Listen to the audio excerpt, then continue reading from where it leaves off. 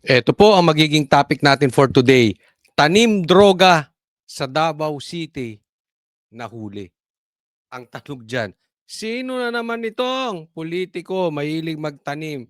Kung meron may tanim witness, eto tanim droga. O, Davao na naman. Pangalawa, mga NPA naging balat sibuyas. Yung mga namubundok, oy! Sensitive na kayo ha. O, pangatlo, Boeing lumutang na. Pero, yan ang pag-uusapan natin.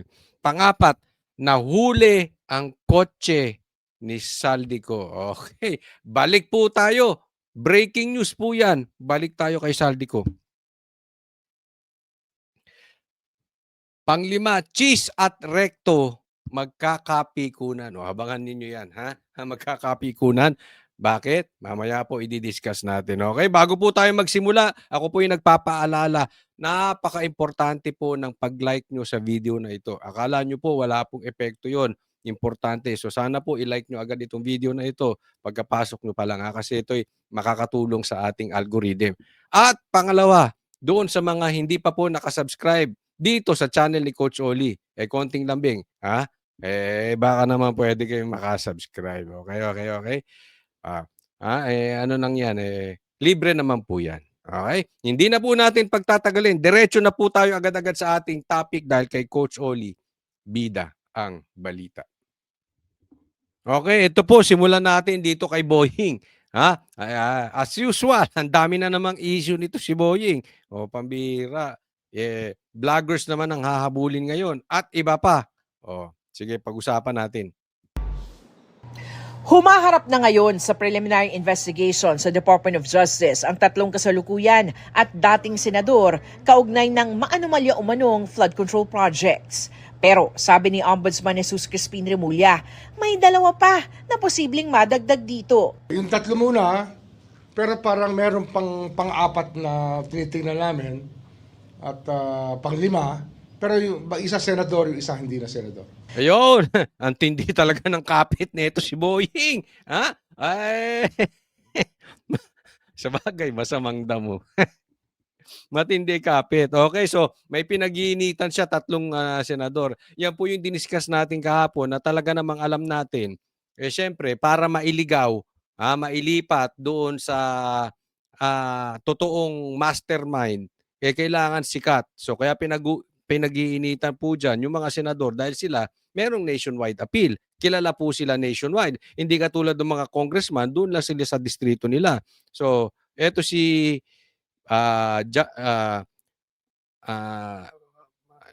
sino to? Si Jinggoy, si Villanueva, at saka syempre si Bong Revilla. O, yan ang pinag-iinitan niya. Lalong-lalo na pag-iinitan niya si Boying Rimulya. Dahil sila po ay magkatunggali dito sa Cavite. Alam nyo ako, masasabi ko lang sa inyo. Sinasakop na po tayo ng Rimulya. Hindi lang po Cavite. Sinasakop na po ng Rimulya ang buong Pilipinas. Kita mo, dalawa na silang magkapatid doon. 'Di ba? Parehas na sa executive. That is very dangerous. Ombudsman, tapos pinaplano pa nung isa maging presidente. Delikado po yan. Kaya nga ako, ang masasuggest ko, dapat magtulong na yung tatlo. Yung tatlo dyan sa Cavite. Ang Revilla, Tolentino, at saka Tumbarsaga. Sa bagay, itong Rimulya, wala naman itong binatbat sa mga Revilla. Sa Revilla pa lang, talo na. Tingnan nyo na lang. Tingnan nyo naman ang mga anak ng Revilla, di libre. May mga abogado. Nakita nyo, may mga binatbat. Meron talaga nito. Yung anak ni Boying, sumabit pa nga yan sa di ba? High grade kush. Di umano, di ba? Totoo naman. Wag na natin itanggi. Nangyari naman po talaga yan. Tama ba, Boying? Di ba? So, but napawalang sala naman, syempre, sino po bang nakaupo? But, ayan po ang kwento. Pinag-iinitan po itong tatlong senador. Ngayon, meron pa rin madadagdag. Pero ito masasabi ko sa inyo, nabuhay na naman si Boying, anak ng Teteng. Ang lupit mo talaga, Boying. Hindi na sila pinangalanan ni Remulla, Pero ilang mga senador at dating senador, pati na mga kongresista ang sumasailalim ngayon sa fact-finding investigation ng Ombudsman. Kapag nakitaan sila ng basehan, saka sila isasailalim sa preliminary investigation kung saan bibigyan sila ng pagkakataong sagutin ng mga alegasyon at magsumite ng kanilang mga ebidensya. Alam mo kasi ang malaking problema dito, si Boying kasi ombudsman na politiko. Dapat talaga bawal yan. Actually, ito yung isa sa pinakamadaldal na ombudsman. Mahilig sa press con. Kaya nga naman, yung patungkol sa sakit niya, kasalanan niya rin yan. Mamaya i-explain natin, no? Pero, ombudsman na siya, politiko pa. Tapos, ang balita natin, yung pinalit sa kanya na SOJ, sanggandikit din niya. So, hawak na nila. No? Alam naman natin yung mga yan, magkakakampi na yan. Katanga mo na lang kung hindi mo nakikita na talagang pinagtatakpan nitong mga ito ang mastermind na si Tambaluslos at saka si Bongbong Marcos. Mamaya darating po tayo dyan. Okay? I-explain nating mabuti. Pero obviously, kaya nga sinasabi ko, dapat yung mga taga Cavite, nagtutulong-tulong na rin kayo. Diba? Ano yan? Sabuatan yan. Mamaya, explain ko, pati nga, naku, baka mamaya, ay naku. At kung may sapat na ebidensya, saka sila sasampahan ng kaso. Sabi rin ni Remulla, magiging matipid na raw siya sa pagbibigay ng mga detalye kung kailan magsasampa ng kaso at posibleng maglabas ng arrest warrant. Kasi it's misinterpreted and some people want to push the issue more and try to put a date. I will not do that. Tapos na tayo ron. Kasalanan mo. Sino ba may kasalanan? 'Di ba? May pagkaloko rin to si Boying. Kasi nga kaepal mo. 'Di ba? Announce ka ng announce. Kaya nga ang tawag ko sa iyo, Mr. Announcement. Gawain mo na yan kay Banta, gawain mo na yan kay Tebes, wala pa paman din. Nag-a-announce ka na pati nga yung warrant of arrest na sinasabi nyo na galing sa ICC kay Bato. Kaya nga ang tawag sa inyo ni Aimee dyan, puro kayo pananakot lang. 'Di ba? Kung meron, saka ka mag-announce. Tapos ngayon sasabihin mo na misinterpret.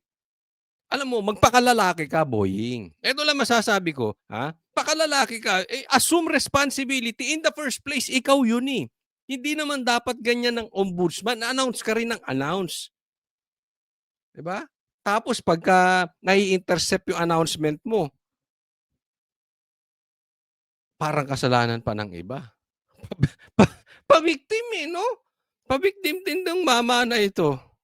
I think we've learned our lesson from that. Hindi raw alam ni Remulla kung saan nakuha ni Senator Aimee Marcos ang sinasabi nitong petsang January 15 para sa pagsasampa ng kaso laban kina Senador Joel Villanueva, Senator Jinggoy Estrada at dating Senador Bong Revilla. Buti siya, alam niya. Ako, hindi ko alam yun. Ano ang tawag doon? Sige, ano masasabi nyo? Kung totoo yung sinasabi ni Aimee na sasampahan ng kaso sa January 15, anong tawag doon? Totoo man to o hindi, ang tawag ko doon, dose of your own medicine. Kahilig mo mag-announce na hindi naman nangyayari. O di, ngayon, nag-announce si Aimee. Parehas kayo nung boss mo si Bongbong Marcos Announce din kayo ng announce Pangako ng pangako, nangyayari ba? Hindi naman. Ano sabi niya? Maraming hindi magbe-Merry Christmas. Wala naman si Diskaya lang. Sino ang pala-announce ng date? Sino ang pala pangako? Kayo din. Kayong mag-amo. Di ba? Ngayon, naunahan kayo ng announcement. Buti nga sa inyo. So there's no truth to that? Ewan ko na saan nagkagaling. Ang mga computer naman na galing sa opisina Hindi niya sinagot, di ba? Ang simple nung tanong. So, hindi totoo yun. Ano sagot niya? Hindi ko alam kung saan nanggagaling. Pwede mo naman sabihin, hindi yung totoo. Di ba? Adik ka ba? Pwede mo sabihin, hindi totoo. Ano sagot? Adik ka ba? Hindi ko alam kung saan nanggagaling yun. ni yumaong DPWH Undersecretary Cathy Cabral na dinala sa ombudsman, nakaselyo pa rin daw at hindi pa nabubuksan. No, yung Cabral files daw, yung computer daw, yung mga files ni Cabral, selyado pa. Dinala lang sa opisina ng DOJ ba o Ombudsman? Naniniwala kayo do'n? Pwe hindi ano, kanya-kanya tayong opinyon dito, di ba? Sige. Lagay niyo sa comment section kung kayo naniniwala. Pero kung ako tatanungin niyo, hindi ako naniniwala na hindi pa nila nakalkal 'yan. Bigla nga nalaglag si Cabral do'n. Pambihira naman 'no? Ay sus! Ewan ko, bahala kayo, kanya-kanya tayo. Kung maniwala kayo naniniwala pa ba kayo kay Boying na yung anak niya ganyan, na may dumating na push hindi raw kanya. O sus! Inaayos pa raw ang proseso sa pagbubukas at forensic examination sa mga ito. Makakasama raw dito ang Department of Public Works and Highways at ang Commission on Audit. Ang laman lang daw ng mga ito ang magsasabi ng totoo sa mga naglalabasang dokumento. Huwag lang magsasabi yung ibang tao na alam nila yung laman, no? Kasi walang pwede magpatunay niya kundi yung computer mismo na hawak namin. At walang pwede magsabi na yung kanila ang tunay, yung iba hindi tunay. Matatanda ang sinabi noon ni Batangas 1st District Representative Leandro Leviste na hawak niya ang mga dokumento mula Anong punto ni Boying? Para sa kanya, huwag niyo sasabihin kung anong laman nun. Hindi po pwede niyo sabihin na yung alam niyo na anong laman nun, computer lang magpapatunay. Kung paano kung magkaiba tayo ng interpretasyon o magkaiba tayo ng nakita sa laman. O, di ba? Tama yun sa inyo, sa amin hindi. Ano bang ginagawa ni Boying? Anong tawag dyan? May exit plan na. Kasi kung magkaiba sila ni Libiste, magkaiba si Libiste at saka si Boying ng interpretasyon. Magkaiba sila ng nadiskubre, gano'n na lang. May exit plan siya. Teka muna, kami nakuha namin legit sa computer. Ikaw, malay namin kung saan mo nakuha. Di ba? May gano'n. Okay? Hindi ko po sinasabi sa inyo na ako'y naniniwala sa mga sinasabi ni Libiste. Pero, hindi talaga ako maniniwala sa sasabihin ni Boying. Ganun lang kasimple yun. Pero hindi ko rin sasabihin na hindi ako maniniwala kay Libiste. Kaya nga naman, sa Sabado, posibleng guest namin sila sa SMNI. Etong si Libiste. At asahan ninyo, kahit maganda sinasabi ni Libiste, gigisahin natin para makikita ng tao kung may katotohanan yung sinasabi ni Libiste. Okay? Sige. Kaloy. kay Yuse Cabral at pwede raw itong i-authenticate ng Ombudsman. Authenticate for what? And who's having it authenticated for what purpose? Are they prosecutors? Are they investigators? Kasi Kita mo, nagkakaroon na siya. Bakit ko i-authenticate? Prosecutor ka ba? Di ba? Sinasabi niya, ngayon pa lang, hindi pa nila nabubuksan yung kay Cabral, sinasabi nila, mali na yung kay Libiste. Napakaliwanag nun. Yan pong ibig niyang sabihin. Alam na ni Boying na magkaiba yung madidiscover nila kuno at sa sinasabi ni Libiste. Ito obvious na obvious. Hindi mo kailangan maging abogado para maintindihan mo yan. Katanga mo na lang din. Siguro pag umabot ka ng grade 5, alam mo na, oy, teka muna, medyo may amoy na dito. Hindi pa nga nabubuksan Hindi na siya open. Di ba bilang ombudsman? Di ba? Kaya ako, I always look at the leader Pagka yung leader, patas ang tingin dun sa member, para kang tatay. Dapat patas ang tingin mo dun sa mga anak mo.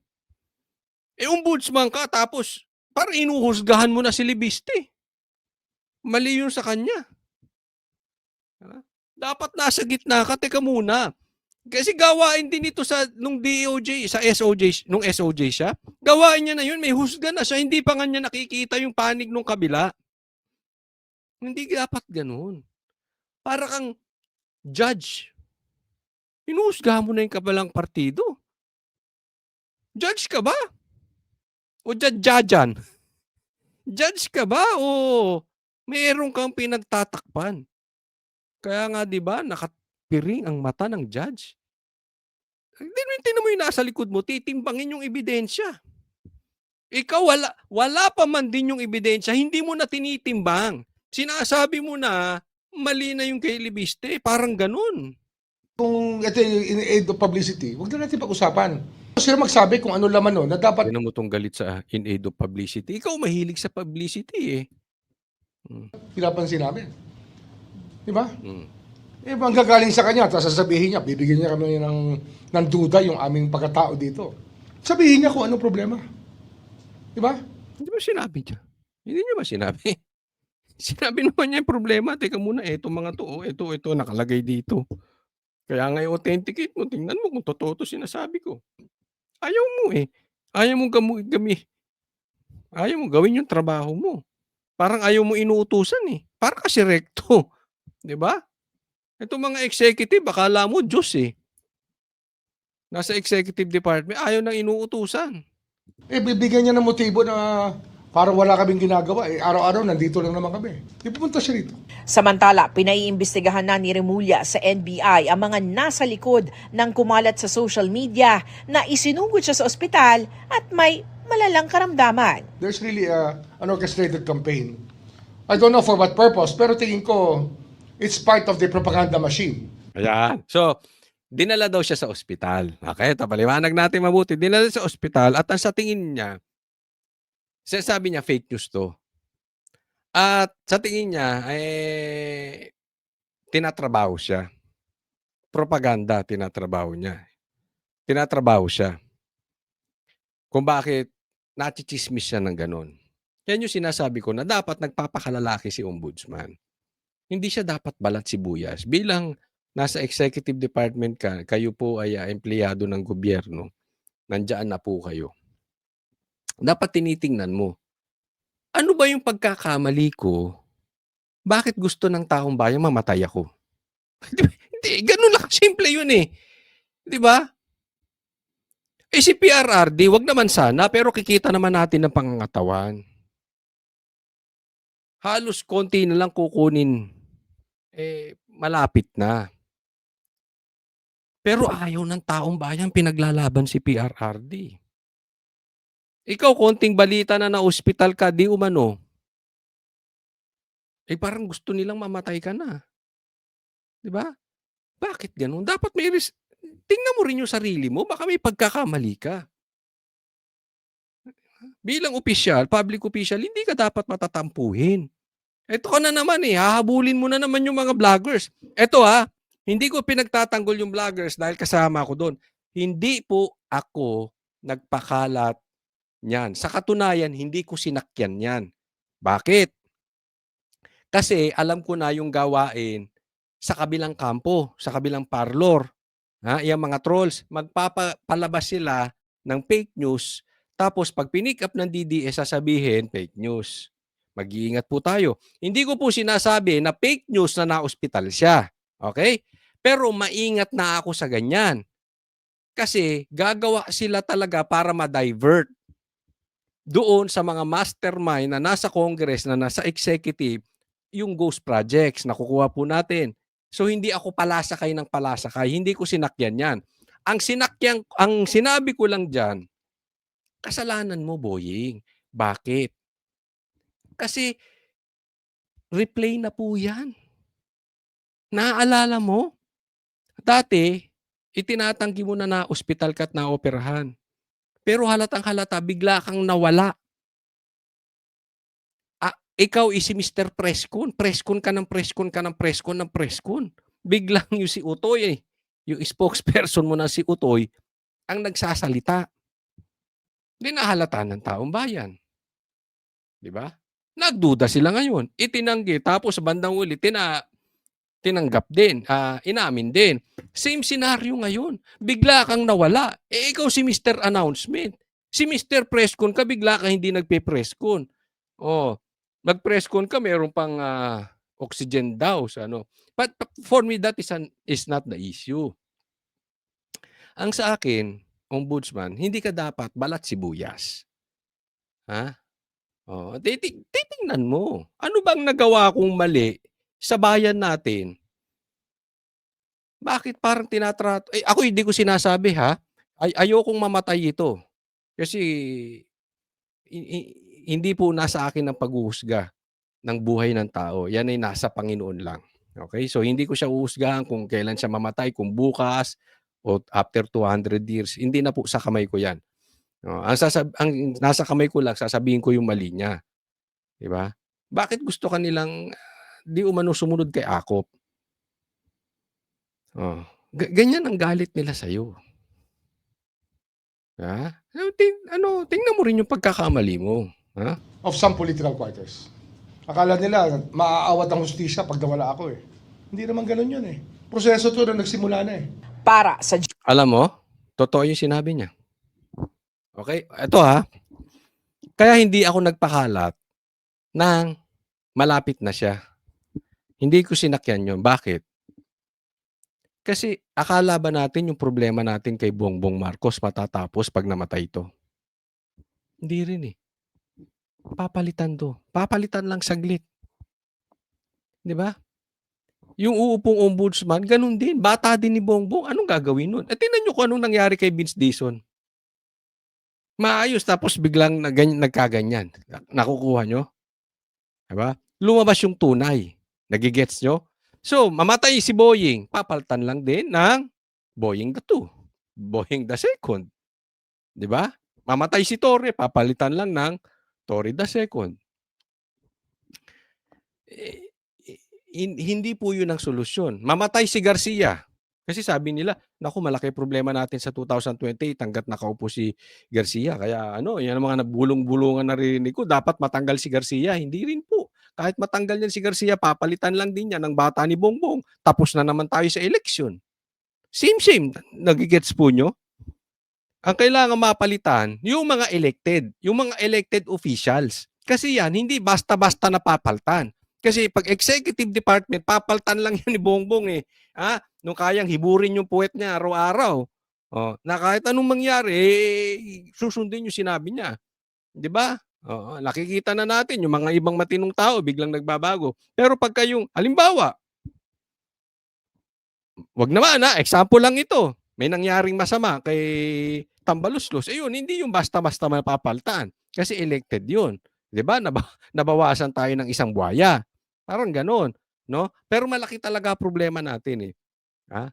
Hangga't nakaupo si Bongbong Marcos, yung pinsan niya, at andiyan sa likod yung mga NPA tsaka yung mga pinklawan, ay naku, malaking problema po natin. Saan ninyo. So, totoo yung ako nag-agree ako doon kay Boying. Andiyan pa rin. Yung problema natin sa ombudsman, andiyan pa rin. Baka hindi lang kasing sama ni Boying, pero ganun din yun. Ha? Okay, next topic po tayo. Ito naman, pag-usapan natin, ito si Tuta Soto. Hindi lang si Tuta Soto, pati yung mga iringan, nagkakaroon po ng iringan dyan sa Senado kasi doon sa maanghang na sinabi ni Amy Marcos. Bigyan natin ng komentaryo. Pinalaga ni Senate President Tito Soto ang pahayag ni Senadora Amy Marcos na hindi na siya umaasang may patutunguhan pa kung ipagpapatuloy ng Senado ang investigasyon sa flood control projects. Ang alegasyon ni Marcos, pinipigilan sila kapag umaakit na kay dating Speaker Martin Romualdez o mas mataas pa ang investigasyon. Okay. Hindi na daw naniniwala si Amy na meron pang mangyayari sa investigasyon dahil pinipigilan ng ibang senador pag na wag umabot kay Tambi. Wala nang mangyayari sa investigasyon. Alam nyo, hindi lang naman si Amy nakakaramdam niyan. Di ba? Siguro, more than half of Filipino people, yan ang pakiramdam dyan sa Senado. Tito Soto, kaya ikaw, wag ka rin, isa ka pang matatampuhin eh. Lagyan natin kay Tito Soto. Wag ka rin matatampuhin. Nanak ka ng teteng. Ginawa mong noon time show, yung Senado, ginawa mong itbulaga. Parang ginawa mong sex bomb dancer itong si Pinky Lacson. Yung blue ribbon, ginawa niyong pink ribbon. Ang ganda na nung investigasyon, hindi ka ba nahihiya? Ang ganda nung ginagawang investigasyon sa pamumuno ni Chis Escudero at saka ni Marcoleta. Nung pumasok kayo, nagkaloko-loko na. Nakastigo nyo ba? Nakastigo nyo si Tambaluslos.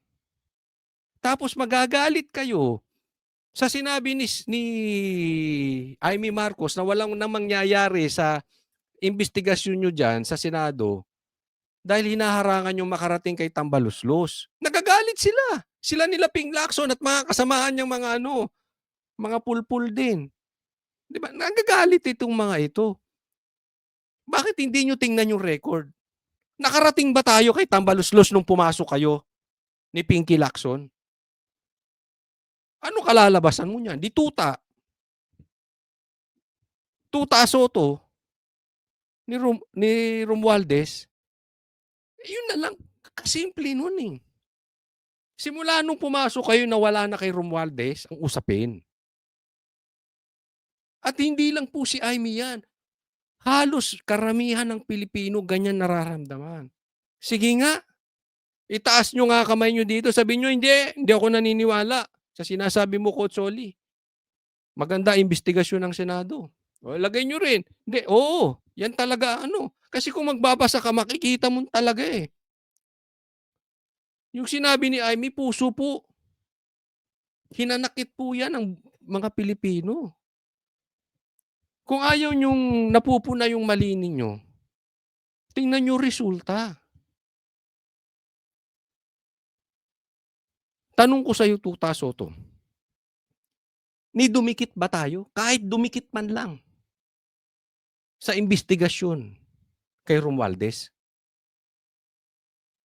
Hindi ko na nga sinasabing pinaimbestigahan mo ba si Romualdez? Hindi na. Dumikit lang ba tayo? Kahit konti. Ang layo na natin kay Romualdez eh. Diba? O, tapos, pag nahuhuli kayo, gagalit kayo.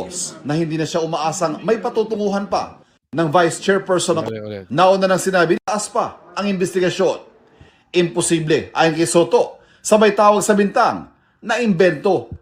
Nauna nang sinabi ni Senate Blue Ribbon Committee Chairman Panfilo Lacson na unfair. Wala Unfair daw yung sinabi ni Senator Marcos. Unfair?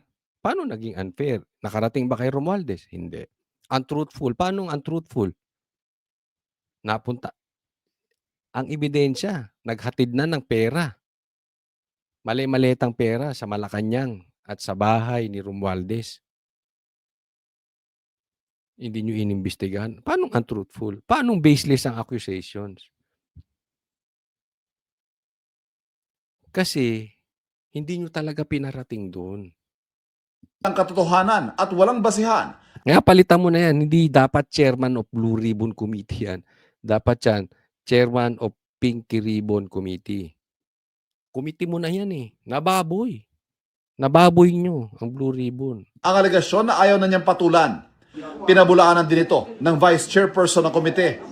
Wala ako naririnig na pinagsasabihan na pag si Senator, tungkol kay Speaker Romualdez. Wala. Tanga! Tanga rin to. Alangan naman pagsabihan kayo, kayo mga senador. Kunwari ako si Romualdez, halika kayo, senador. Halika kayo. Huwag niyong paabutin sa akin. Ha? Ito isang maleta ng pera. O eto. Huwag niyong paabutin sa akin. Yung kasi sinasabi nitong mama na to. Wala naman daw siyang naririnig na pinagsasabihan. Ay, tanga. Ganun katanga ito. Of course, wala kang maririnig. Siyempre, ano yan? I-discreet yan. Ganyang kalaki. Hindi po yan, hindi yan nagpapatawag. Ano ka ba, tanga? Vlogger ka rin dati. Alam mo yan. Papatawag yun isa-isa. Huli ka rito, Erwin. Kunwari lang to. Kunwari, ano lang, parang reenactment. Okay, hindi ko sinasabing ganyan nangyari. Parang ganito. Ay, yung kapartido mo si Yap. Nasasangkot. Pero wag na natin pag-usapan yan. Ito, pang ano. Ito maleta. Alam mo na, ha? Ganun lang kasimple usapan dyan. Ano sasabihin mo? Yes, master. Yes, boss. Wala ng detalye eh. Hindi ko sinabing gano'n nangyari. Pero posibleng gano'n, hindi yung magpapatakbo. Alam ang sasabihin niya, Tito Soto, halika rito. Nanalo kang senador Wala ka sa survey. Pero nanalo ka. Congratulations, Tito Soto. Congratulations. At nanalo kayo ni Ping Lacson kahit kayo hindi lumalabas sa survey. Congratulations. Ito na ang maleta. Kayo nang bahala sa akin. Ha? May kasunod pa yan. Simple. Gets? Get. Ow! Hindi ko sinabing gano'n nangyari. Example lang po yun.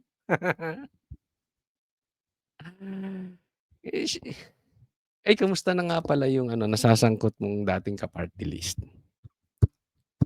Erwin Tulfo. Ha?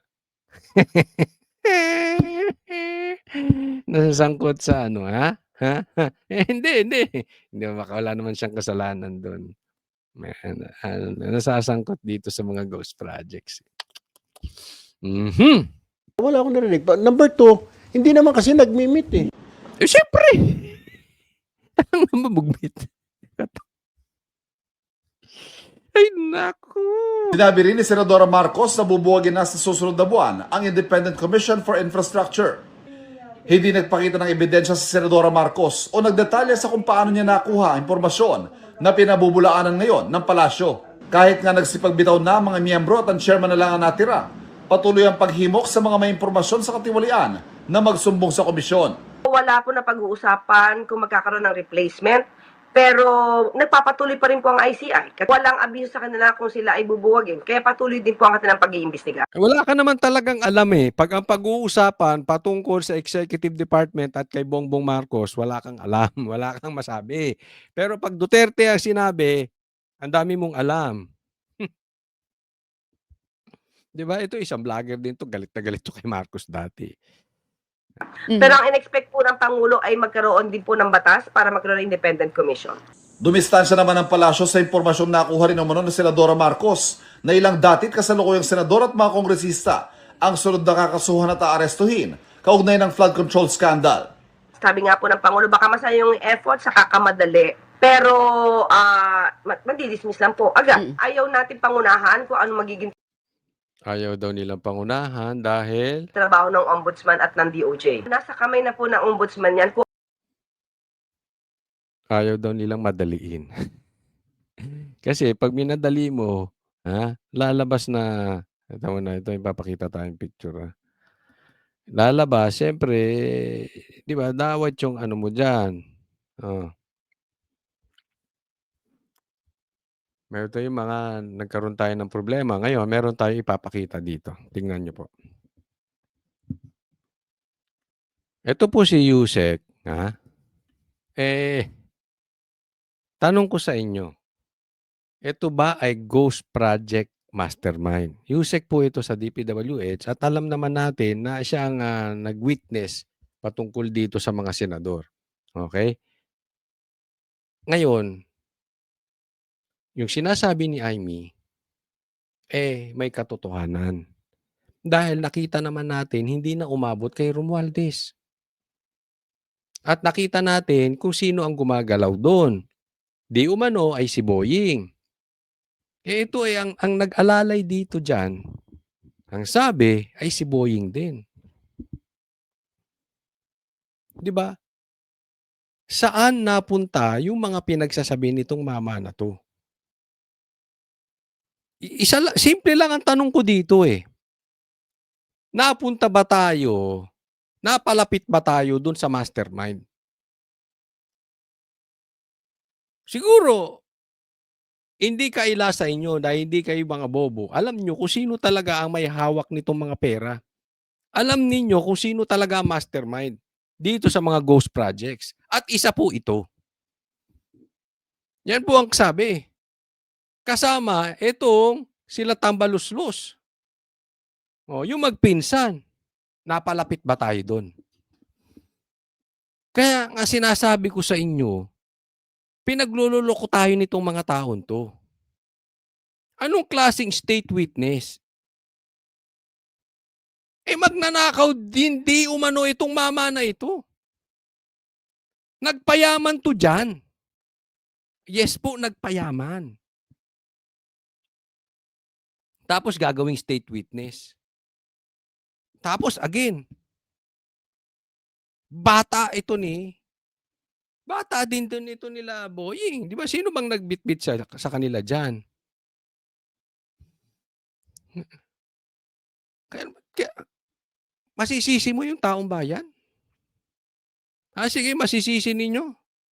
Pati si Amy, masisisi ninyo yung sinasabi ni Amy Marcos na wala namang mangyayari sa investigasyon. Dahil nililigaw nila Yan po ang style. Ililigaw nila, tapos hindi nila titigilan yung investigasyon kuno para hindi mahalata ng taong bayan na walang nangyayari. Itutuloy nila. Pero, ililigaw. Tingnan nyo nangyari sa Kamara, hininto yung di ba, investigasyon. Mahirap kasi kontrolin doon, maraming magsasalta. Sa Senado naman, tinuloy, kunwari, pero dinidelay ng dinidelay. Yan po ang style, di ba? Ang ganda nung investigasyon sa Blue Ribbon biglang na-stop. Di ba? Biglang nawala. Pumasok na sila Pinky, tas lumabas na itong mga ito.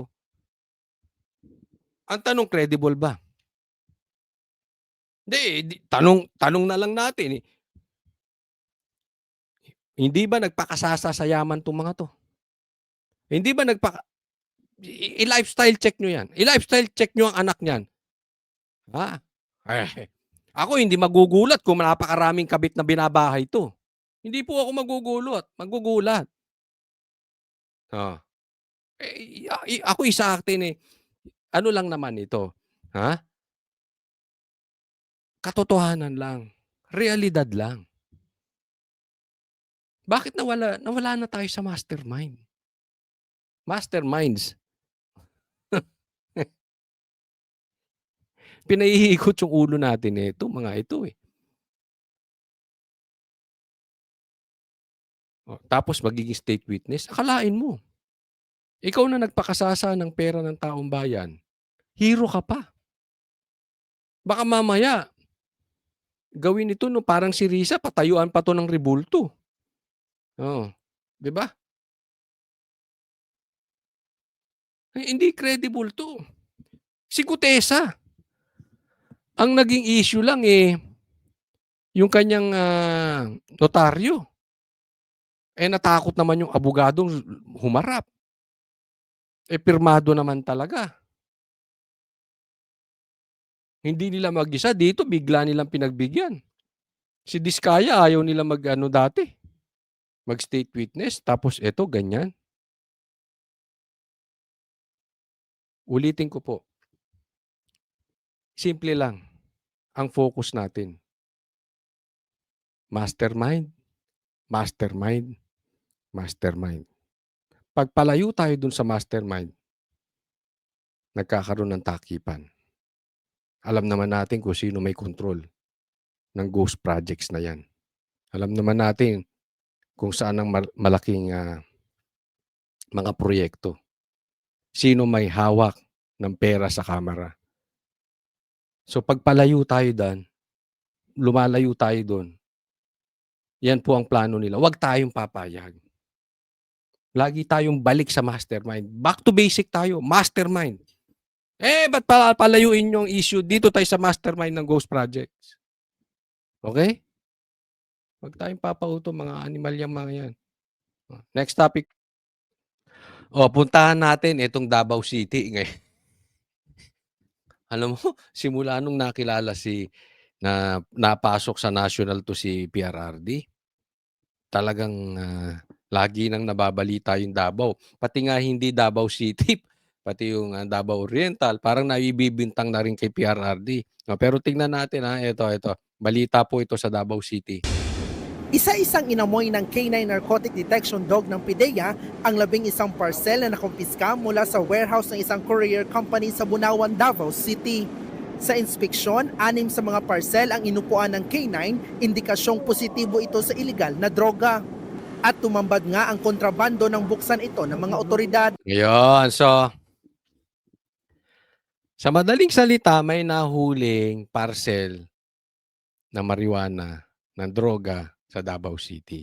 So, i-connect na naman nila yan. Kasalanan na naman ng Duterte. Kita nyo, may sindikato sa Davao. Sinasabi nilang pinakasipan Davao. Kasi, ang laki po ng naitulong ng Davao City doon sa laki ng tiwala ng buong Pilipinas sa Duterte. Simple lang naman kasi talaga ang politika eh. Pag nakaupo ka doon sa lugar ninyo, pagandahin mo. Ayusin mo.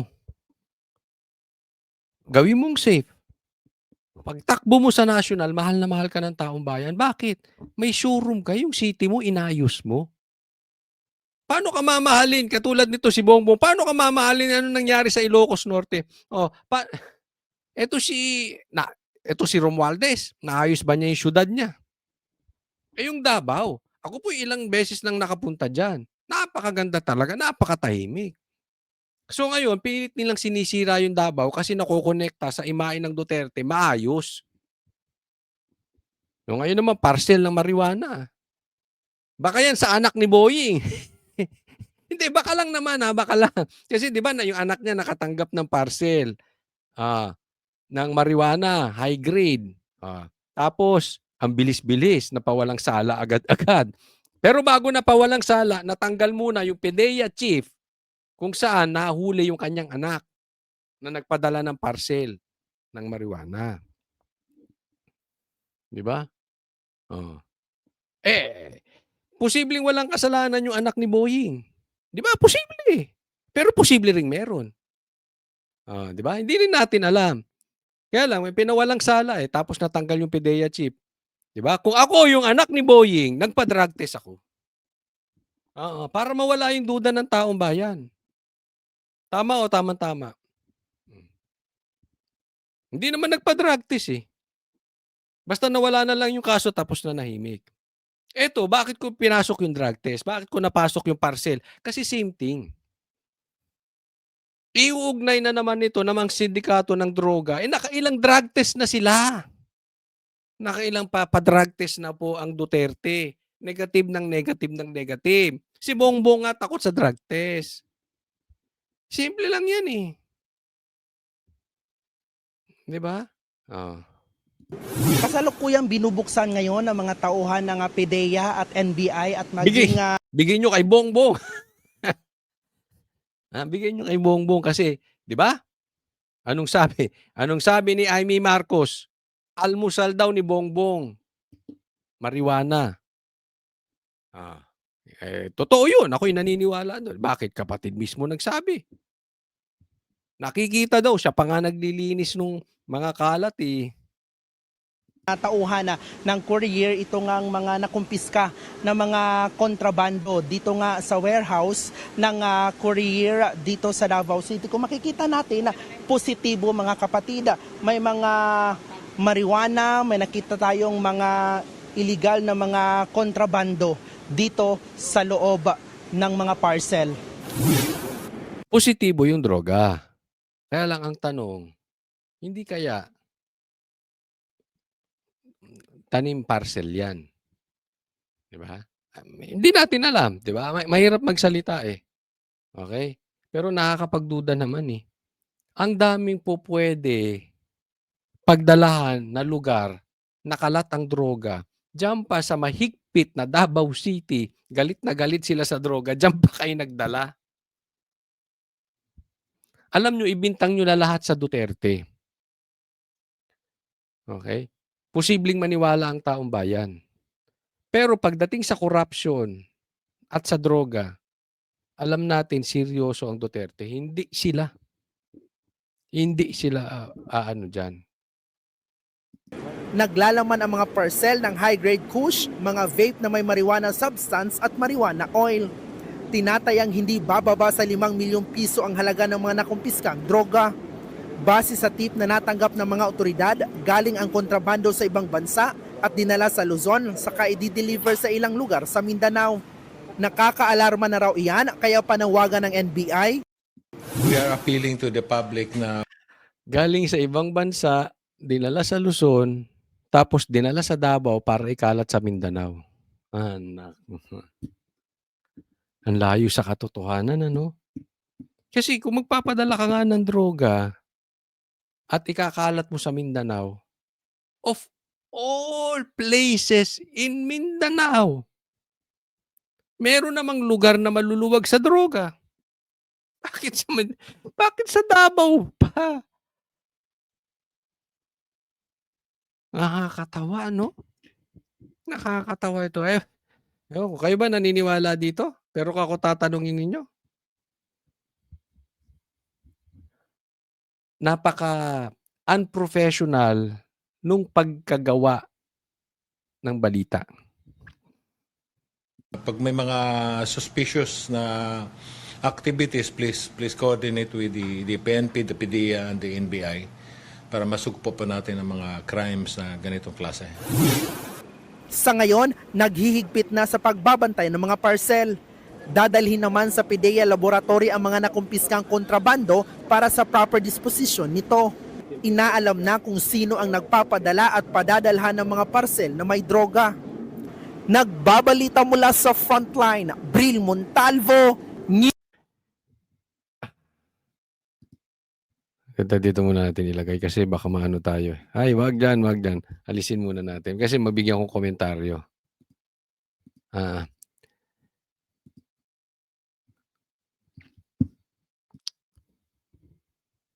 Gusto ko lang malaman kayo ba naniniwala dito? Well, medyo nakakatakot nga ngayon kasi alam nyo na, talagang ang tindi ng galit ng mga nakaupo sa mga Duterte.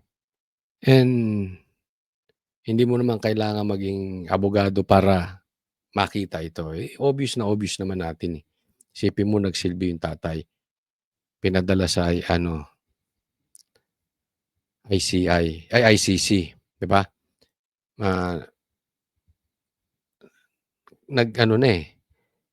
Nagkakampi-kampihan na eh. Alam naman natin na galit sa komunista itong sila PRRD. Dito sa mga NPA, dito sa mga rebelde. Tapos napasok tayo sa ganyan na. Tapos may issue kay Bongbong sa droga. Once and for all. Ako, dapat tanggapin na ni Bongbong. Magpa-drug test na siya. No? Pero alam naman natin kahit anong gawin, hindi naman siya magpapa-drug test. So wala ding wala ding mangyayari. Kaya nga naman, ang lagi ko sinasabi, pagka may mga ganitong bintang, kadali namang patunayan kung hindi talaga sila involved o involved sila. 'Di ba? Papakita ko sa inyo 'to. Ito tingnan niyong mabuti bakit defensive. Minsan kasi ang tao pag defensive, guilty. Kayo humusga dito sa ipapakita. Ito po ay post ni Sir Jack. Okay? Ito po, siya po ay kasamahan namin sa Banateros. At pinost niya, pinatulan ng mainstream media. Ganun katindi, no? O ano sabi ni Sir Jack? UP student ka, tapos sa bundok ka nag-OJT. Anong course ba yan, be? BS Major NPA. Nagalit ngayon yung Daily Tribune. Nagpaliwanag. Basahin nyo na lang kasi medyo malayo yung laptop ko. Hindi ko na mabasa. Okay? Pero sa madaling salita, nagalit sila sa komentaryo ni Sir Jack.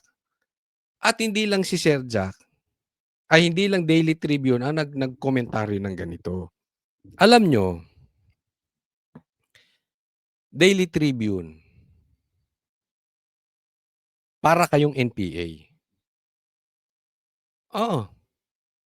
Kasi defensive kayo. Totoo man na NPA kayo or hindi, lumalabas para kayong NPA or nag-aalaga kayo ng NPA. Yeah.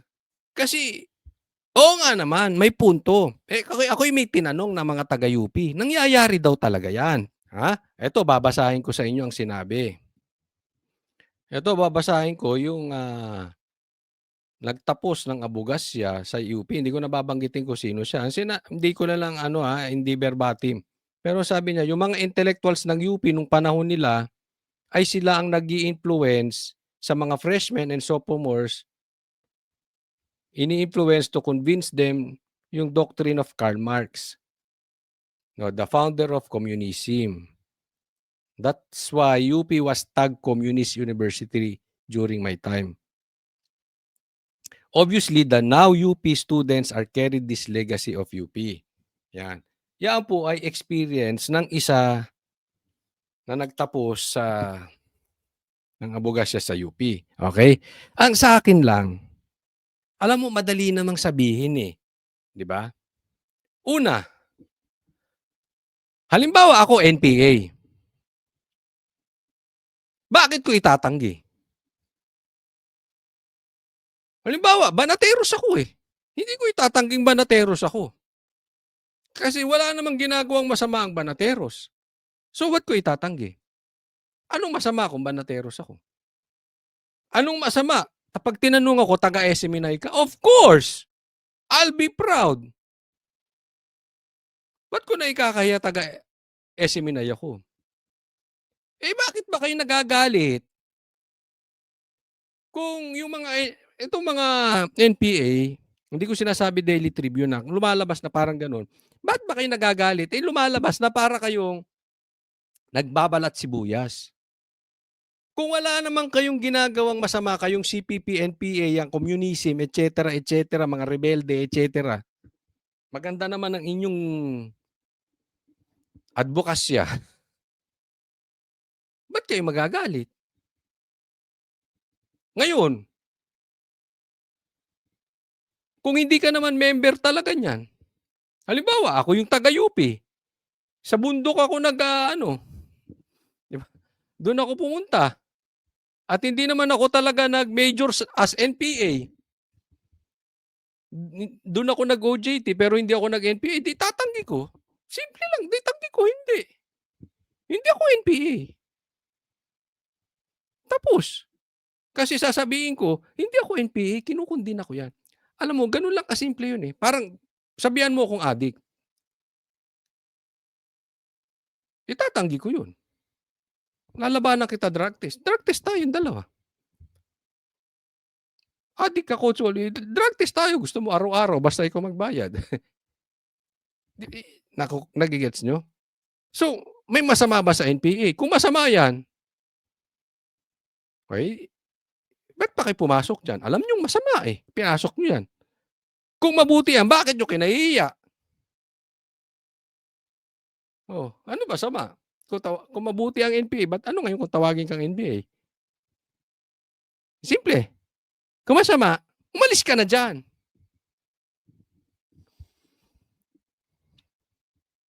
Kasi hindi mo masisisi, hindi nyo hawak sa utak yung mga tao. Gagawa kayo ng isang bagay. Halimbawa lang to. Oh, may isang grupo, mahilig mang babae, tanawag kayong babaero. Ba't kayo magagalit?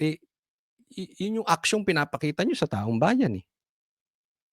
Mga babaerong senador, yan ang pinagagagawa ninyo. Naiintindihan ba natin? Na ba't ikinagagalit nyo kay Sir Jack?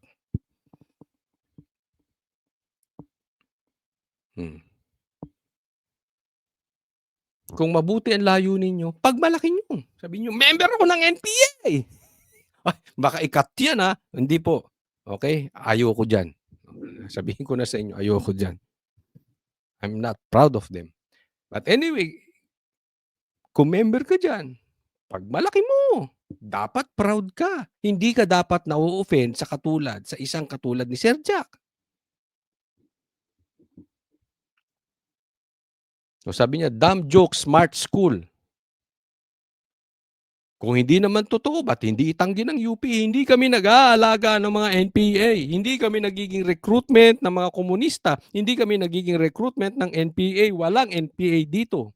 Tanggi nyo. Kung masama. Kung mabuti, pagmalaki nyo. Alright? Next po. Ito, breaking news, breaking news. Nahuli yung kotse ni Saldico.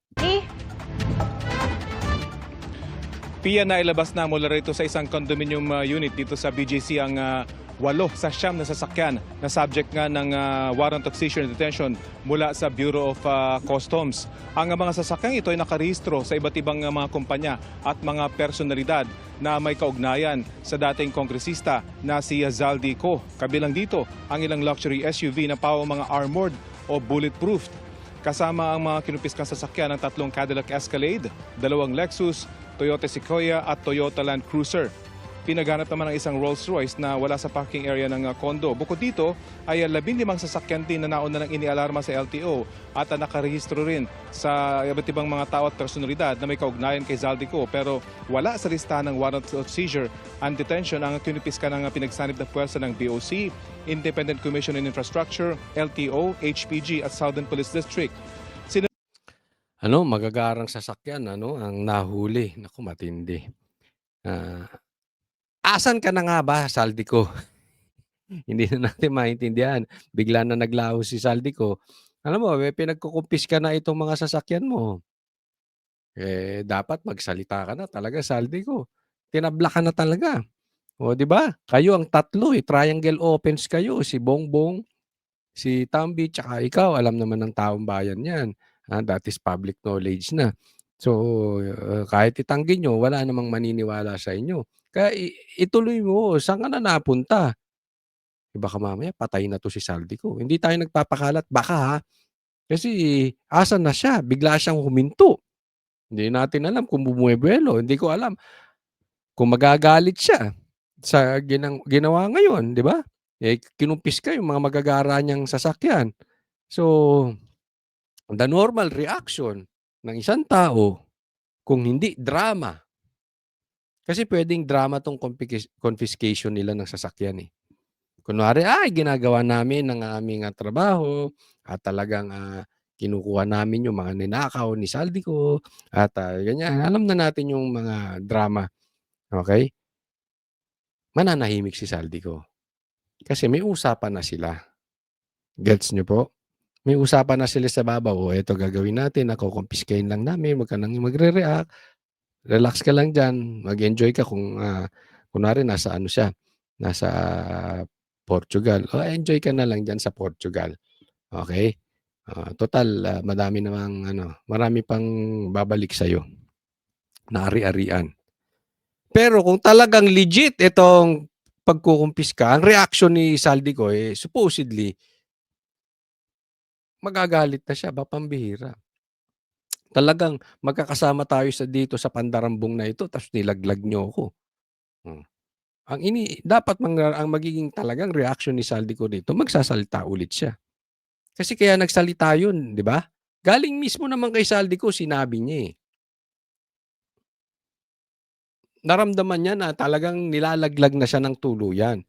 Alam niya nilalaglag na siya pero itutuloy-tuloy. Kaya siya nagsalita, di ba? Pero nagpreno. So, tingnan natin. Kung magsasalita si Saldico ng ulit, legit to. Pero hindi ako naniniwala. Pag nanahimik si Saldico, wala. Drama lang to. Or patay na. Yun lang yun eh. Yan lang ang patutunguhan niya. Subukan pang pigilan ng nagpakilalang abogado ng kondo ang paglabas ng mga sasakyan dito dahil hindi raw sila kasama sa warrant. Pero dahil nakaalarma ang mga ito sa LTO, ay nailibas din sila at dadalhin sa compound ng Independent Commission on Infrastructure. Ayon sa HPG, itong mga sasakyan na ito na inialarma sa LTO ay pwede namang ma-sort out yung kanilang mga papeles kapag ito napatunayan na dumaan sa proseso at pwedeng puntahan ng mga nakarehistro ng mga may-ari. Pero sa ngayon ay nakakumpiskay. Kasi mayroong pumalag hindi raw yun kasama sa listahan. Kunwari sa'yo yan, baka katabi lang ng parking. Anyway, hindi na issue para sa atin 'yon, 'no? Ang issue sa atin dito, mahuli yung talagang sangkot sa ghost projects. Next po. Eto po, pag-usapan natin, napakalaking tulong po nito, etong panukala kasi ang sakit po ng ipinapataw na VAT sa atin. Okay? Sige, pakinggan po natin 'to. This is on the Senate table. Senator Chis Escudero is proposing to lift the 12% value-added tax on electricity, calling it targeted relief that would quickly ease pressure on households and businesses. Escudero says his bill differs from broad proposals to roll back the expanded VAT. Yan, ito napakaganda po nito. Okay, ito ang plano dito ni Chis Escudero na alisin yung VAT dito sa kuryente, sa negosyo at sa private natin, sa mga kabahayan, 'di ba? So, ang laki po nito kasi restaurant, yung kuryente nila, yung aircon nila, yung mall nila, siyempre ipapataw yan saan?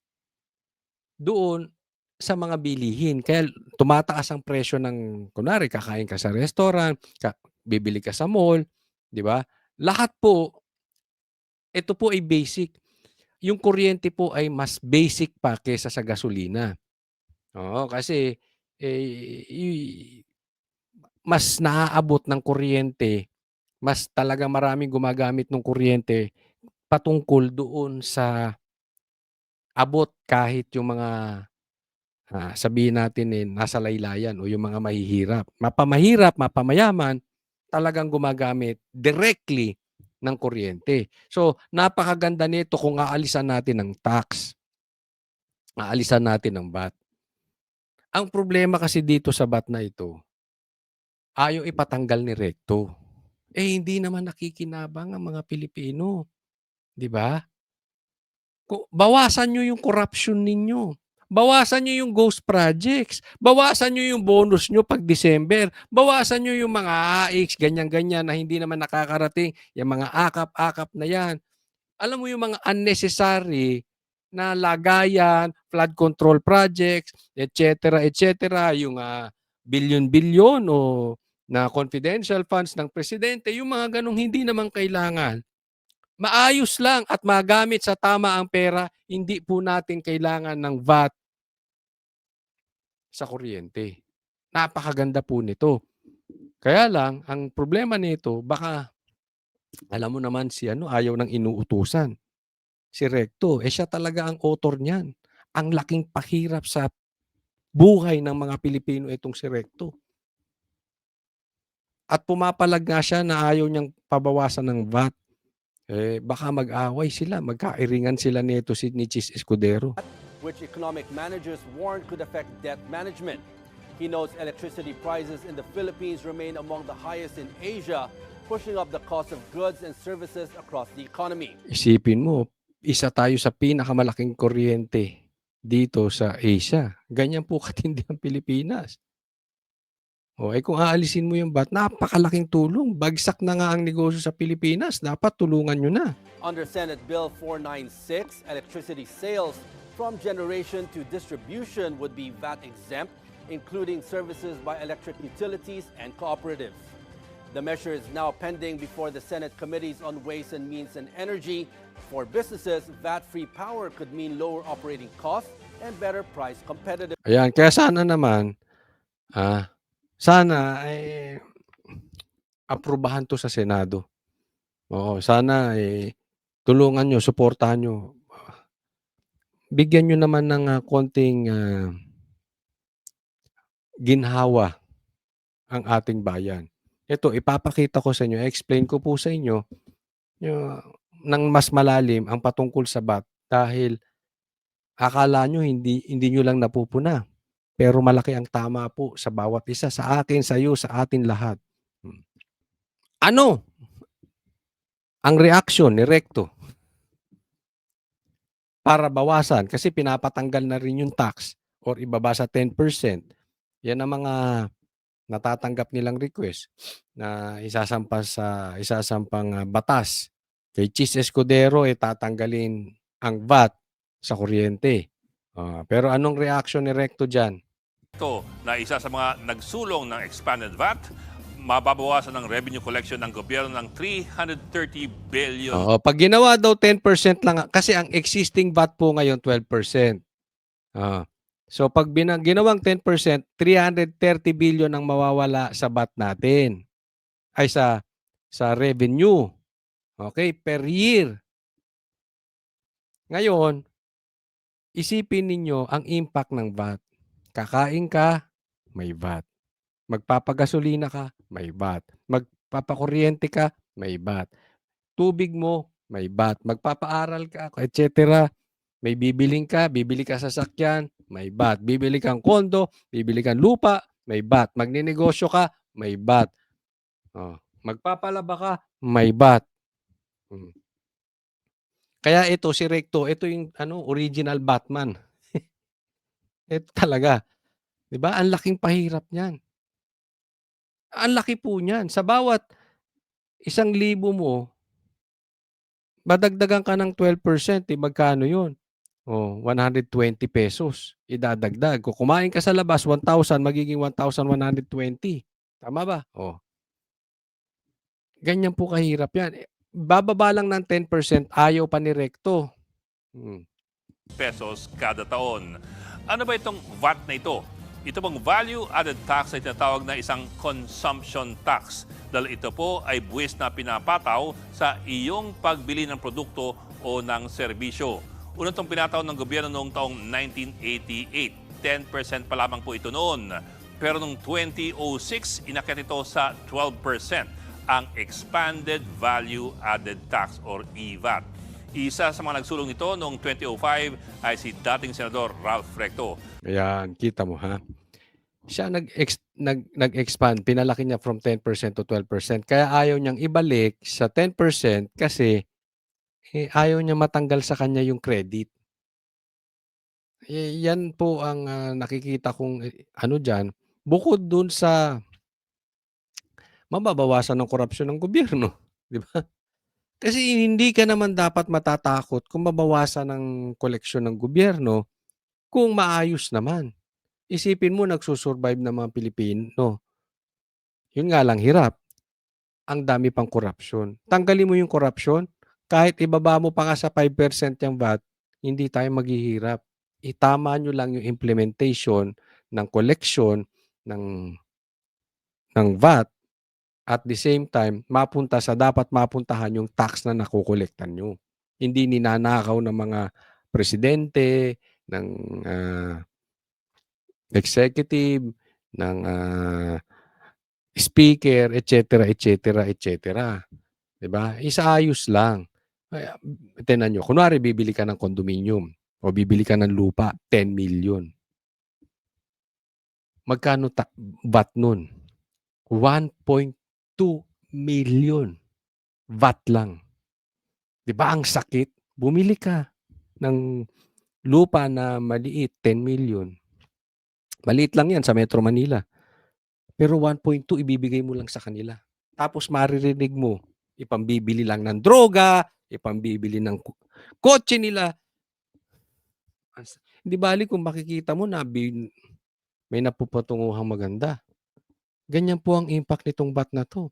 Kaya po nakakaasar talaga. Maganda yung gagawin ni Chis Escudero dahil nga basic na basic kuryente, aalisin totally. Ganun ang kanilang proposal. Sana nga pumasa sa Senado. Ang sabi nga ng ilan, isa sa mga dahilan na kinatalo ni Recto ang kanyang 2007 re-election bid ay ang kanyang pagtulak ng EVAT bill. Pero dito po kayo maiiyak. Sa 12%, ang Pilipinas ang isa sa may pinakamataas na VAT rates sa buong Southeast Asia. Makikita po ninyo dito sa table nito, ang kakompetensya lamang po natin ay ang Indonesia na nasa 12% na rin ngayon. Pero kailan lamang nila tinaas yan? Mula po sa 11%. Ipin mo, tayo ang pinakamataas ang VAT. Isa lang ang kasama natin, Indonesia. Pero tayo yung isa sa mahirap na bansa sa Southeast Asia, tayo pa yung pinahihirapan ng gobyerno. Yung Indonesia kakagawa lang 12%. Buti pa Brunei, 0% eh. Di ba? Ang tindi. Yung ibang bansa, gaya po ng Thailand at Malaysia, nasa halos kalahati ng ating VAT. Ang Singapore naman, nasa 9% lamang. Pero ito po Ang yaman niyan ha, 9% lang. Ang yayaman ng tao dyan. Pilipinas, hirap ka na, kakain ka na nga lang, magse-celebrate kayong pamilya, kakain ka ng Jollibee, may tax pa. ang mas masaklap. Bagamat ang taas ng binabayad nating VAT rates, tayo ang isa sa mga may pinakamababa na VAT collection efficiency. Ibig pong sabihin, ang taas na nga ng tax rate natin, pero dahil iilan lamang tayo nagbabayad, kaya't kaunti lamang ang nakokolekta ng gobyerno. Yan ang ibig sabihin. Kaya sila kumukolekta ng malaki kasi konti lang ang nakokolekta. Kung aayusin ninyo yung pangungolekta ninyo, pwede nyo paliitin. Pero bukod dun sa pangungolekta ninyo na kayo naman ang may diferensya, ang higit sa lahat bawasan nyo, mga animal kayo, korupsyon nyo. Hindi natin kailangan ng malaking tax. Ang nagsabi po niyan, mismong si dating Finance Secretary Benjamin Diokno noong 2023. Sobrang inefficient daw kasi ang ating tax collection. Ang daming hindi nagre-remit o kaya ay na-exempt. Kasalanan nyo na yan. Diba? Kasalanan ng gobyerno yan. Huwag nyo ipasa sa taong bayan. Sa tansya ni Diokno, wala pa sa kalahati ng expected VAT revenues ang ating nakokolekta. 40% lamang daw. Sa nakaraang 2025, ito po ang projected VAT collections ng Pilipinas. Kung 40% pa rin ang collection rate natin, baka wala pang 600 1.39 trillion ang nakokolekta. Ang projected, so imagine niyo kaya ayaw nilang tanggalin, ang laking pera para sa gobyerno, no? billion ang makolektang value-added tax para sa nakaraang taon. Malinaw na kailangan pang ayusin ang pangungolekta ng buwis. At yan ang talagang malungkot sa Pilipinas. Mataas na nga ang buwis, pero marami naman ang lumulusot. Mababa na nga ang koleksyon, tapos ilan lang ang nakikinabang. Mga kapatid, Ed Lingaw po, maging maalam at may pakialam. Hanggang dyan na lang po muna tayo. Maraming salamat po. Ako po magpapaalala lang, wag po natin kakalimutan na i-like po itong video na ito, itong aking vlog na ito. At sana po dun sa mga hindi pa po subscriber ng channel na ito, click nyo lang yung subscribe button dyan, yung maliit lang dyan. O, libre po yan, wala pong bayad yan. So, hingin ko po ang inyong suporta at sana po ay mapapanood nyo at masusubaybayan nyo ang aking mga vlogs. Mapanood nyo simula't simula hanggang sa matapos. Maraming salamat po. God bless everyone.